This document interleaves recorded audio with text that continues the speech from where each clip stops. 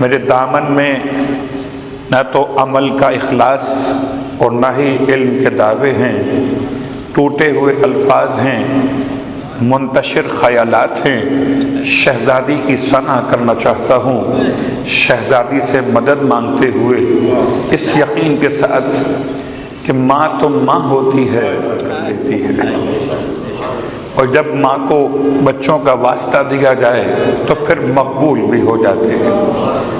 تو انشاءاللہ عنوان آپ کی خدمت مقدس میں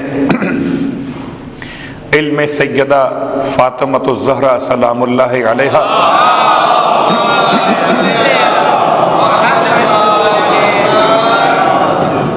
ذالک من انباء الغیب، حبیب وہ خبر غیب کی خبر میں سے ہے، نوحیہ الیک جو ہم نے آپ پر وحی کر دی ہے، وما کنت لدیہم اور حبیب آپ اس وقت موجود نہیں تھے، اذ یلقون اقلامہم جبکہ وہ تمام کے تمام لوگ اپنے اپنے قلم پانی میں ڈال رہے تھے کہ ایہم یکفل مریم، کہ بھلا ان میں سے کون مریم کی کفالت کی ذمہ داری اٹھائے گا۔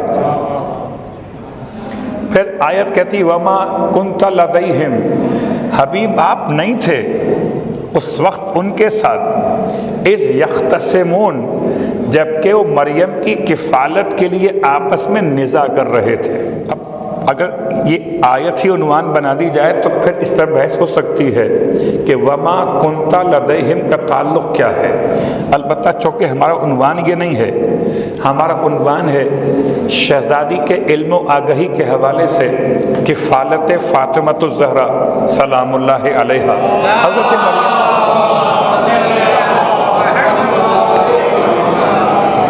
بہت سی باتیں ایسی ہوتی ہیں جو ہر زمانے کے حالات و واقعات کے لحاظ سے خدا کی طرف سے قرار دی جاتی ہیں، لہذا کسی بات کو کسی بات سے قیاس کرنا کبھی ممکن ہوتا ہے، کبھی ممکن نہیں ہوتا۔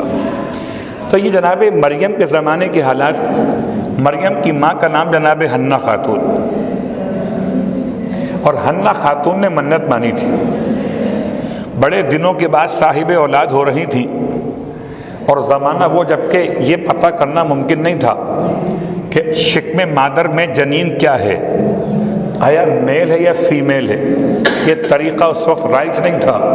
البتہ اہل صفا تب بھی جانتے تھے، وہ الگ بات ہے، لیکن حضرت حنہ خاتون نے اس موضوع پر بات نہیں کی ہے، اور نہ قرآن نے یہ حوالہ دیا۔ قرآن نے حوالہ کیا دیا کہ آپ نے اللہ کے لیے منت مانی ہے۔ حنہ کون ہے؟ حنہ ہے جناب مریم کی والدہ۔ غور کیجیے گا، ماں کی منت اور ہے اور باپ کی نظر اور ہے۔ اگر مریم کے لیے ماں کی منت ہو تو یہ مریم کا مقام ہے، اور سیدہ کے لیے باپ کی منت ہو تو یہ بلند مقام مصطفیٰ۔ ماں کی منت کا مقام پست ہے باپ کی منت کے مقابلے پر۔ بہت غور کیجیے گا، کبھی ایسا نہ ہو کہ گھر میں کوئی اختلافی موضوع شروع ہو جائے۔ ماں کا مقام اور ہے، باپ کا مقام اور ہے۔ باپ اور ماں کے درمیان ایک جملہ بیان کر کے بات کو آگے بڑھا دوں۔ خدا نے بڑا انصاف کیا کہ ماں کے قدموں کے نیچے جنت کو رکھا، تو جنت تو ایک ہی ہے، اور رکھ دی ماں کے قدموں کے نیچے۔ اب باپ کو کیا ملے گا؟ تو پروردگار نے بڑا انصاف کیا کہ اگر ماں کے قدموں کے نیچے جنت ہے اولاد کے لیے، تو باپ کے سر پہ ولایت کا تاج رکھ دیا۔ اس طرح بیلنس کیا، جنت ہے قدموں کے نیچے، ولایت اتنی بلند ہے کہ باپ کے سر پر ہے، قدموں کے نیچے نہیں۔ صلوات پڑھے محمد و آل محمد۔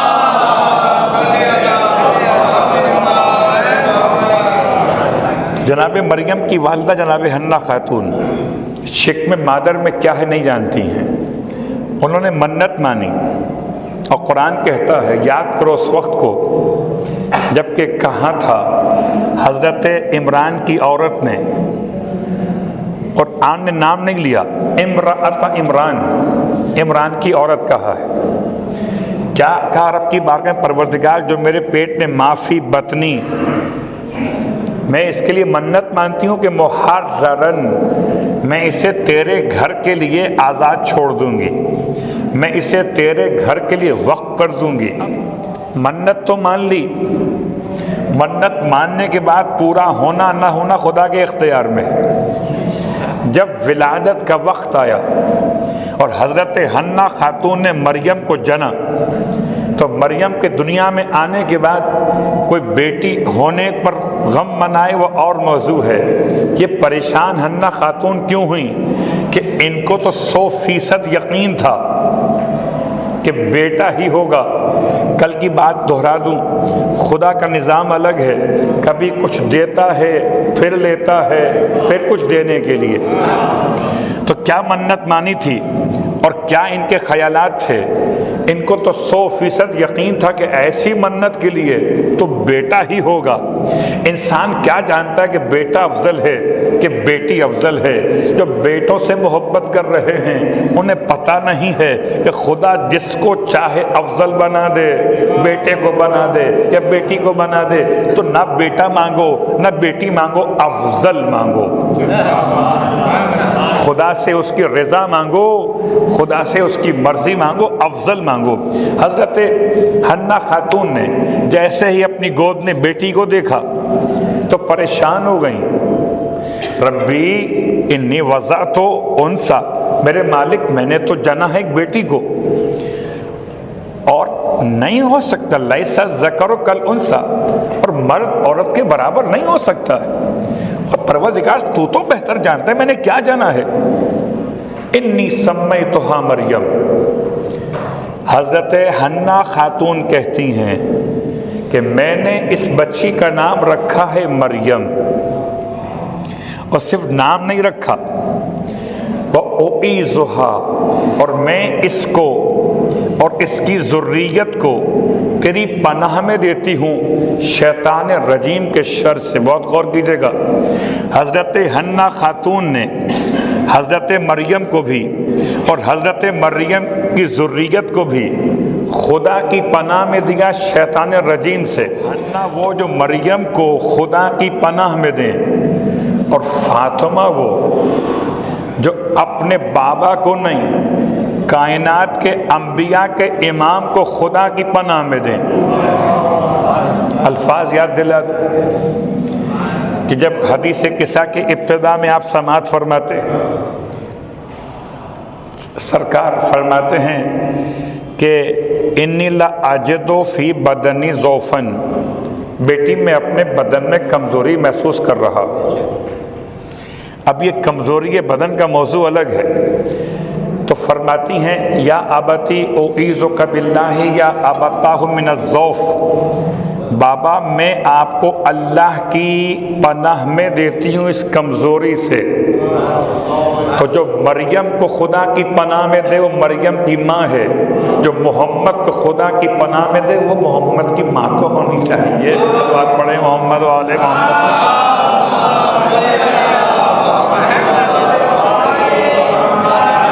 اور اب یہ سمجھانے کا انداز ہمارا آپ کا ہو سکتا ہے، اور کوئی بھی مثال ہمیشہ کامل مثال نہیں ہوتی، ایک اشارہ ہوا کرتا، جیسے کوئی ماں اپنے دامن میں بچوں کو سمیٹ لیتی ہے۔ اچھا آپ کو ڈر لگ رہا ہے، رات کے 2 بجے بچہ اپنے بستر سے اٹھ کے ماں کے پاس آتا ہے کہ ماں مجھے ڈر لگ رہا ہے، تو ماں اپنے سینے سے لگا لیتی ہے، کیونکہ خوف سے پناہ کون دے گا کا ماں۔ اللہ اکبر۔ اب اگر ختمیہ مرتبہ جائیں تو کس کے پاس جائیں؟ بہت ہیں، بیویاں تو بہت ہیں، بیٹیاں تو اور بھی ہو سکتی ہیں، فاطمہ ایک ہے۔ اعیذک باللہ یا ابتاہ من الضعف، جب بھی کبھی کمزوری محسوس کریں اپنے آپ کو سیدہ کی پناہ میں دیں۔ اور سیدہ کی پناہ کے الفاظ کو یہیں روکتے ہوئے بہت سارے طریقے شہزادی کونین پر درود کے بیان ہوئے، توسل کے بیان ہوئے، نماز کے بیان ہوئے، جو ہمیشہ بیان کیے جاتے رہیں۔ آئیے پلٹ کے آئیے واپس، وہ مریم حنا کی بیٹی، عمران کی بیٹی. بعض کہتے ہیں عمران کا انتقال حضرت مریم کی آمد سے پہلے ہو گیا تھا، تو جناب مریم یتیم تھی، جناب حنا خاتون نے تربیت کے لیے، اب تو منت مانی ہوئی تھی، بچی کو بیت المقدس میں حوالے کر دیا، بیت المقدس کے متولیان کے. عجیب جملہ ہے، بیت المقدس کے متولی جاہل نہیں ہوتے تھے. ایک جملہ غور کر لیجئے گا، بات پہنچ جائے تو بہت پہنچ جائے گی. اگر کسی گھر کو مقدس بناتے ہو تو خیال کرو اس کا متولی منتخب کرو، کم از کم عالم تو ہو، ورنہ پھر انجام جو ہوگا وہ آپ صلوات پڑھے محمد و آل محمد.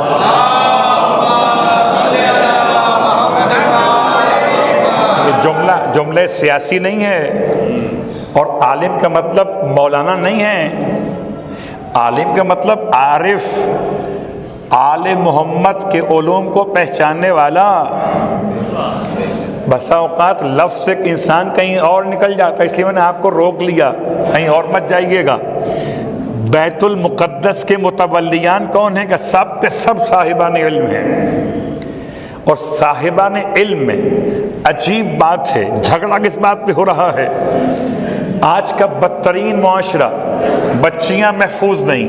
آج کا بدترین معاشرہ، قرآن پڑھانے والوں کا کردار اتنا داغدار ہے کہ بچیاں قرآن پڑھنے جائیں تو عزت غیر محفوظ ہو کے رہ جائے. بعض علاقوں میں، بعض مقامات پر، اللہ اکبر. اس زمانے میں یہ ممکن ہی نہ تھا کہ کوئی بچی کبھی بیت المقدس کے لیے آئی ہو. حضرت مریم کا جب انتخاب ہوا کہ آپ کو یہاں بھیجنا ہے، ماں نے وہاں لا کے چھوڑ دیا. سب کے سب مرد ہیں، سب کے سب مرد ہیں، لڑکے ہیں، سنبھالنے والے مرد ہیں، پلنے والے بچے ہیں، بچی اکیلی ہے.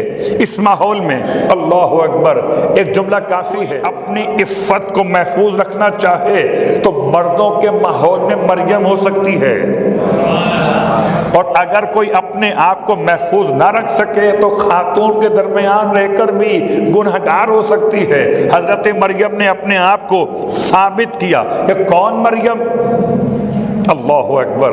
ان کی کفالت کا مسئلہ کھڑا ہو گیا، کون کفیل بنے گا؟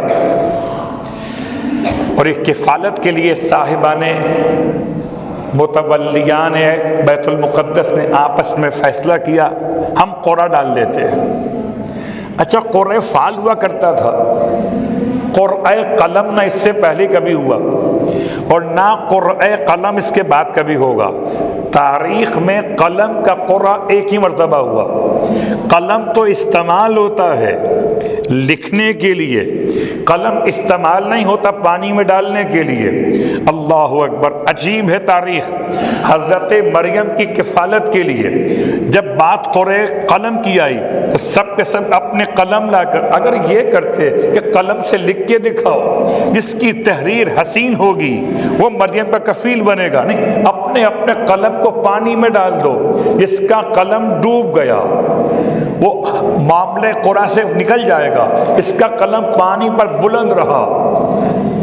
کسی کا قلم بلند ہو، کسی کا علم بلند ہو، بات تو بلند کی ہے. اللہ پڑھے محمد و آل محمد.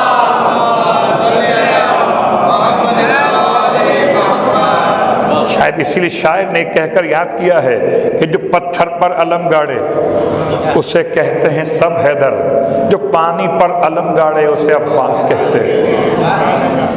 تو پانی پہ علم گاڑنا اور ہے اور پانی میں قلم گاڑنا اور ہے. یہ قلم گاڑنے کی مثال اس طرح سے کہ حضرت مریم کی کفالت جناب زکریا علیہ السلام کے حصے میں آئی اور آپ نے قلم لا کے ڈالا، باقی سب بھی، یعنی اللہ کے نبی بھی شامل ہیں، بیت المقدس کے متولیوں میں شامل ہیں. اب تو سمجھیں کہ خدا کے گھر کے متولی کتنے معتبر ہوتے ہیں. نبی خود شامل ہیں، زکریا خود شامل ہیں، سب نے اپنے اپنے لا کے ڈال دیا قلم. اور پھر جناب زکریا کا قلم پانی کے اوپر باقی رہا.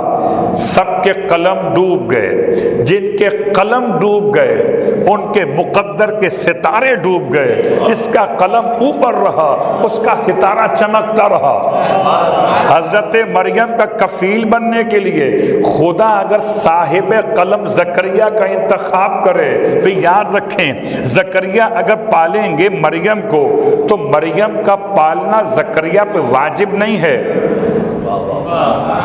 مستحب ہے، واجب نہیں ہے، اس لیے کہ یتیم بچوں کی تربیت کرنا واجب نہیں ہے، مستحب ہے، اپنی اولاد کی تربیت کرنا واجب ہے۔ اگر زکریا کفیل مریم بنے تو مستحب تھا، اور مصطفیٰ کفیل فاطمہ بنے تو واجب تھا۔ خدا نے مستحب کے عنوان میں ختم یہ مرتبت کو کفیل فاطمہ، صلوات پڑھے محمد و آل محمد۔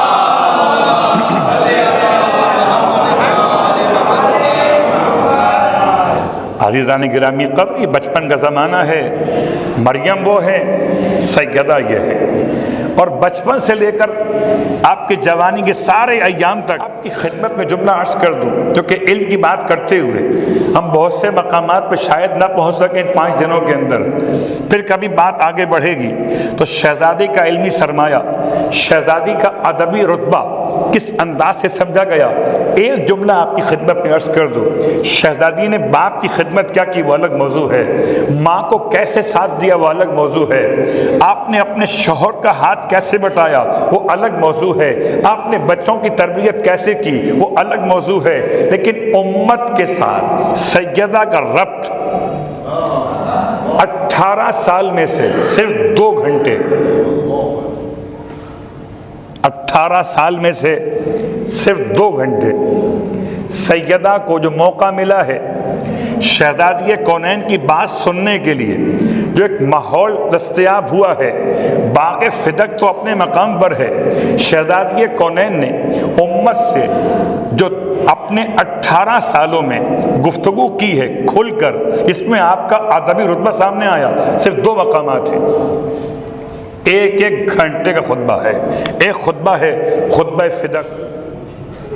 کبھی اگر وقت میسر ہو ایام فاطمیہ کے علاوہ ویسے ہی شہزادی کونین کے خطبے کو دیکھیے، 1 گھنٹے کے خطبے میں آپ نے کائنات کے سارے علم کو سمیٹ دیا۔ 1 گھنٹے کے خطبے میں اگر میں یہ جملہ اپنی زبان ناقص سے کہوں کہ 1,24,000 انبیاء کی محنتیں ایک طرف ہیں، فاطمہ کا ایک خطبہ ایک طرف ہے، تو غلط نہیں ہوگا۔ اس لیے کہ جب بھی آپ غور کیجئے کہ شہزادی نے خدا کی حمد کیسے بیان کی، خدا کی ثنا کیسے بیان کی، شکر اور حمد اور الہام اور ثنا اور ابتدا کے الفاظ، اس کے بعد ہر ایک شریعت کے مسئلے کو فلسفے کے ساتھ بیان کیا۔